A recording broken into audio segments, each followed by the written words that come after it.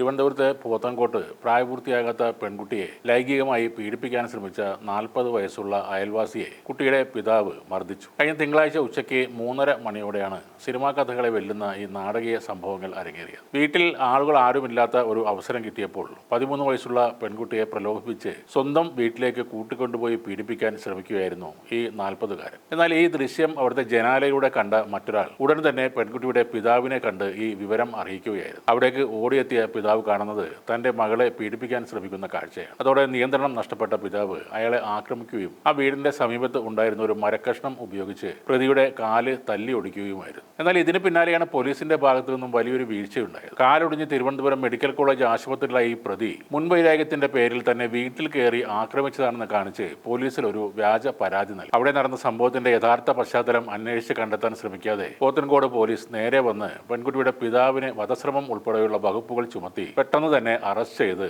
Remand ചെയ്യുകയായിരുന്നു. അച്ഛൻ ജയിലിലായതിനു പിന്നാലെ ചൈൽഡ് ലൈൻ പ്രവർത്തകർ ഈ വിവരം അറിഞ്ഞ് ഇടപെട്ടതോടെയാണ് കഥ മാറിമറിയുന്നത്. ചൈൽഡ് ലൈൻ സംഘം പെൺകുട്ടിയുടെ വീട്ടിലെത്തി കൗൺസിലിംഗിലൂടെ വിശദമായ മൊഴിയെടുത്തപ്പോഴാണ് ക്രൂരമായ ഈ പീഡന ശ്രമത്തിന്റെ സത്യാവസ്ഥ പുറം ലോകം അറിയുന്നത്. ഈ സംഭവത്തിന്റെ ചുരുളഴിഞ്ഞതോടെ കോടതിയിൽ മജിസ്ട്രേറ്റ് പോലീസിനെതിരെ രൂക്ഷ വിമർശനമാണ് ഉന്നയിച്ചത്. പ്രതിയുടെ വാക്കുകേട്ട് യഥാർത്ഥ ഇരയുടെ കുടുംബത്തെ ജയിലിലടച്ച പോലീസിന്റെ നടപടി തികഞ്ഞ ജാഗ്രത കുറവാണെന്ന് കോടതി നിരീക്ഷിക്കുകയും ചെയ്തു. സത്യാവസ്ഥ ബോധ്യമായതോടെ നിലവിൽ മെഡിക്കൽ കോളേജ് ആശുപത്രിയിൽ ചികിത്സയിൽ കഴിയുന്ന പ്രതിക്കെതിരെ പോത്തൻകോട് പോലീസ് പോക്സോ വകുപ്പുകൾ പ്രകാരം കേസ് രജിസ്റ്റർ ചെയ്തിട്ടുണ്ട്. ആശുപത്രിയിൽ കഴിയുന്ന ഇയാളുടെ ഔദ്യോഗിക അറസ്റ്റ് ഇന്ന് തന്നെ പോലീസ് രേഖപ്പെടുത്തും. അതേസമയം മകളെ രക്ഷിക്കാൻ ശ്രമിക്കുന്നതിനിടയിൽ ജയിലിൽ ആകേണ്ടി വന്ന പിതാവിന്റെ ജാമ്യാപേക്ഷ ഇന്ന് തന്നെ കോടതി പരിഗണിക്കും. അദ്ദേഹത്തിന് ഇന്ന് തന്നെ ജാമ്യം ലഭിക്കുമെന്നാണ് നിയമവൃത്തങ്ങളിൽ നിന്നുള്ള സൂചന. ഒരു കുട്ടി, അത് പെൺകുഞ്ഞായാലും ആണായാലും, ഒരു അതിക്രമത്തിന് ഇരയായതിൽ അത് നോക്കി നിൽക്കാൻ അവരുടെ മാതാപിതാക്കൾക്ക് കഴിയില്ല. ആവുന്ന വിധത്തിൽ അവർ പ്രതികരിക്കും. നിയമത്തിന്റെ തെറ്റും ശരിയും നോക്കിയല്ല അവരതിൽ ഇടപെടുന്നതും പ്രതികരിക്കുന്നത്. കേരളം കണ്ട ഏറ്റവും ക്രൂരമായ കൊലപാതകങ്ങളിൽ ഒന്നായിരുന്നു മഞ്ചേരി എളങ്കൂരിൽ 7ാം ക്ലാസ്സുകാരിയായ കൃഷ്ണപ്രിയയുടെ. സ്കൂൾ വിട്ടുവരുമ്പോൾ അയൽവാസിയായ മുഹമ്മദ് കോയ ബലാത്സംഗം ചെയ്ത ശേഷം ക്രൂരമായി കൊലപ്പെടുത്തി. 2002 ഈ പ്രതി ജാമ്യത്തിൽ ഇറങ്ങിയപ്പോഴാണ് കൃഷ്ണപ്രിയയുടെ അച്ഛൻ ശങ്കരനാരായണൻ അയാളെ വെടിവെച്ച് കൊല്ലുന്നത്.